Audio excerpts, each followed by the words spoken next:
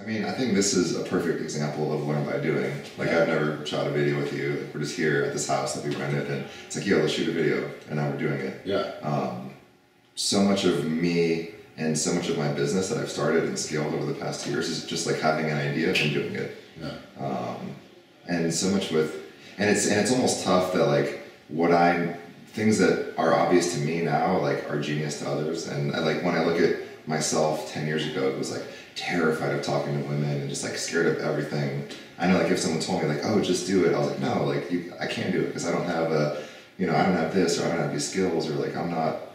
So what was it that was going through your mind if somebody, so talking to somebody who's, let's say, farther down the road, if you want to call it that, who says, all right, and if you really want to learn it, if you really want to learn a skill, if you really want to execute some kind of a project, the only thing you can really do is just do it. Forget about the preparing. Prepare as you go along, right? Learn as you go along. So what was it that was in your head when somebody would say that to you?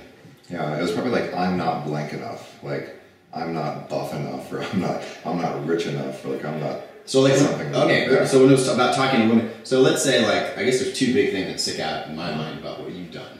And one is learning how to communicate, learning how to connect with the opposite sex. And then the other is saying, you know what, fuck this job, I'm gonna create my own job. Yeah. I'm gonna create my own life. So what were the I'm not blank enough for the women, and then what was the I'm not blank enough for the job? I think for the women, and what's funny, even now sometimes, like I get in my head, and I think people sometimes see us and they're like, oh, these guys can talk to any girl. Like, no, like I get shy, I'd fuck up conversations all the time. I think it's just like I'm not good enough. Like that's in coaching work. Like that's the core belief that I think holds most people back from doing anything, from starting a business, from talking to a woman, from writing a book. Is like I'm not good enough to do that. But what I've learned is from like working with and profiling successful entrepreneurs, like everyone in every moment, there's a huge piece of them that thinks like I'm an imposter. Like the world's gonna find out that like I really don't know what I'm doing. But like they're just doing it and doing it and doing it and doing it. Like Barack Obama is making it up as he goes. It's like every really he's never been president before. Even like Richard Branson, like Tim Ferriss, like these really successful guys that we look up to. We look up to them because they did it. They started, just like doing something, selling something, and then scaling and making it bigger and bigger. Yeah, it's interesting what you said about, if you take the example of talking to women, you say, okay, well, you can do it now, but the thought that comes to your mind immediately when somebody says, okay, just go do it, and in your head you say, okay, well, I'm not buff enough, or whatever, right? Or I'm not rich enough, my words aren't good enough, I'm not good looking enough, whatever the excuse of the day is, right? Now, you go into a conversation, you go into an interaction, you meet somebody, and the conversation, let's say the conversation flops. That happens all the time. I'll go and talk to somebody, and I have no connection with them at all, whether it's a guy or a girl, or I'll say something stupid, or somebody else will say something stupid, and I'll laugh at that or something. I'm like, oh shit, I shouldn't have laughed. Sorry, I want to make you feel uncomfortable. But the difference now is that it's not an I'm not whatever enough. It's that it happened, and the only thing you can do is keep going. That's the only thing that you can possibly do, is to step into the situation, and you're gonna fuck up regardless. You're gonna mess up no matter what. Guaranteed, you're gonna mess up somewhere along the way. And if you realize that everything that we think of is happening in the future, it's like worrying about I'm not good enough for this future event. Actually, it doesn't happen in the future. It's actually happening right now, whether we want it to or not. It's like it doesn't matter what if you're prepared enough. Life's gonna keep moving with or without you. Process is going to continue to unfold, whether you want it to or not. The question is, are you going to step up to it and embrace the process unfolding, right? Yeah, that's why I like your work a lot, because you're basically just about being in the present moment, which is the cause of almost all of our suffering. Yeah. Is that we're not in the present moment. We're either in the past thinking about when we fucked up and having regret about stuff, or we're in the future worrying about stuff that could happen. Yeah. Like anxiety is an anticipatory emotion. Like there's no reason. I've never heard that before, but yeah. There's no reason for us to be suffering right now. We're just like in this house, like I'm drinking coffee, we're just chilling, hanging out in Phoenix. Like there's nothing, we're inside.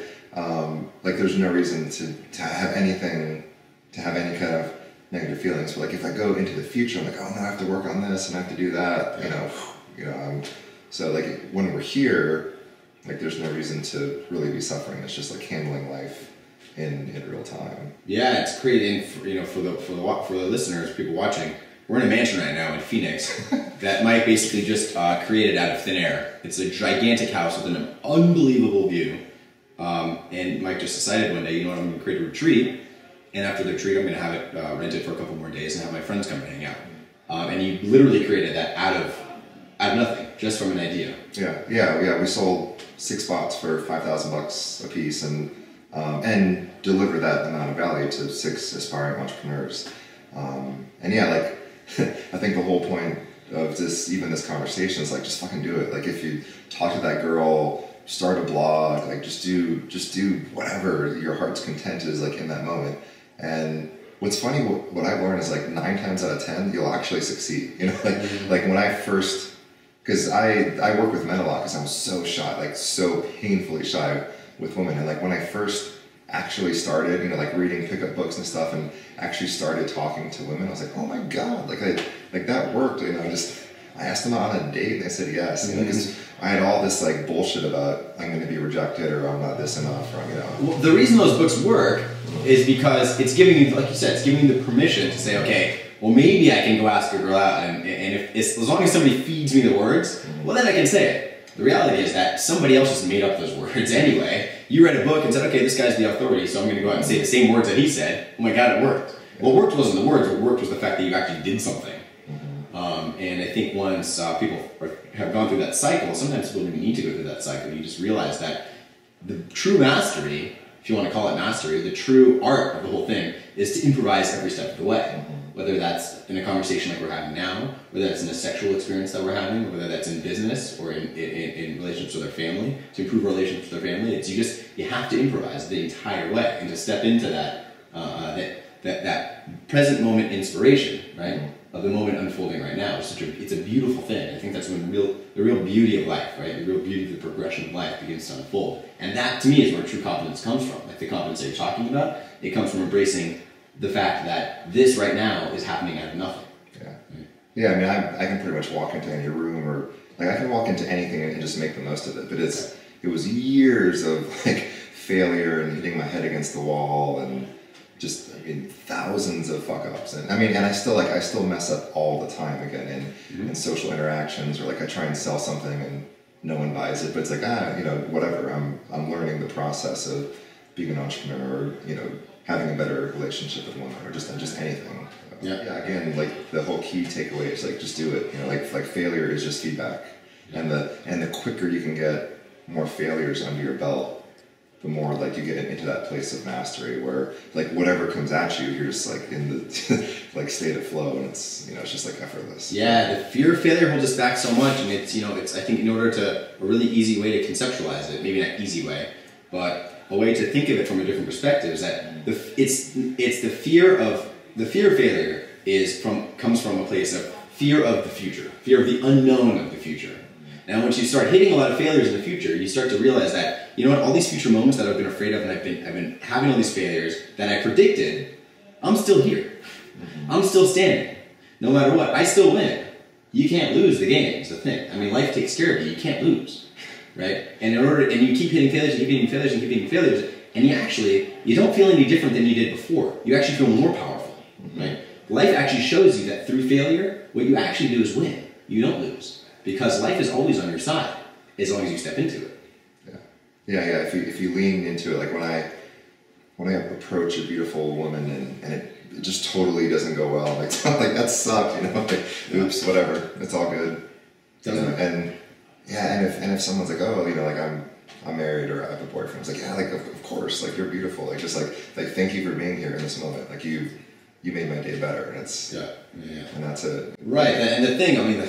Somebody says I'm married over a boyfriend, it's like, okay, can I not talk to you now? Is that is my penis sticking out of my jeans? You know? It's like, it doesn't matter. And that's another thing. You approach somebody, it's like, if somebody said that they're married over a boyfriend, that's like such a big fear that guys have. It's like, what if she says she has a boyfriend? It's like, well, are you like trying to like hump her right now? Or do you want to actually get to know this person? Because if you want to get to know this person and who she is, part of getting to know her is that possibility that maybe she has a boyfriend, maybe she is married.